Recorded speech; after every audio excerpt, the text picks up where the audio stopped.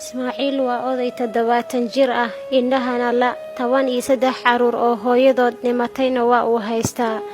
xaalad nolol adag ayuu ku nool yahay, hooy la'aan iyo hunguri la'aan ayaa isugu darsantay. alxamdulillaah. ani maxaan ka kooban yahay 13 aan ka kooban yahay 8 caruur yar ah iyo maaragtaa 5 waaweyn ah. wiilkoo walaalkay ah oo asagana wuu waalan yahay. wuu waalan. alxamdulillaah caruurta alxamdulillaah mid aag dhiga ka yar culus oo dee hadal kor loogu qaado uu maqlay. sida kale alxamdulillaah duqdaas waayeel ah aad noogu sii daran hadda iyad nafteed arbacadan soo socota markuu ilaahay gaarsiiyo allah in la abriishina u qoran ka daranay waxa uu ka sii walwalayaa hooyadii oo 100 jir bukaan socod ah, dhaqaatiirtana ay ku wargeliyeen qalitaan in lagu sameeyo, balse saaka uma hayo cunno uu siiyo iska badaaya caafimaad uu geeyee.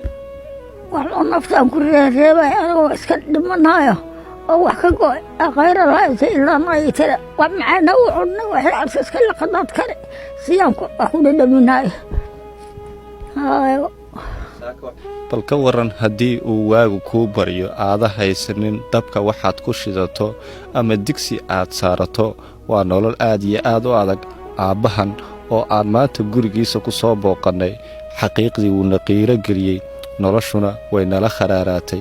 maxaa yeelay muddo fara badan ood adigu dabka shidanaysay, xidhan haysay, cuni haysay, cabbi haysay, ayuusan asagu lahayn arag uu ku soo shaqaysto oo uu magaalada ku soo aado.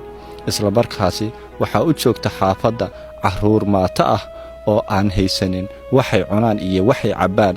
hooyo ayaduna howlgab ah oo xilli da'a ku jirto cad ah, taasi oo xanuunsan. waxayna u xanuunsan tahay intifaac aawadiis, nafaqola'aan aawadeed ayay hooyadani u dhibaataysan tahay, isla markaasna ay xaafadda u dhex joogtaa. walaal, xaafaddani dhibaato aad iyo aad u xun ayay ku jirtaa. u soo gargaar.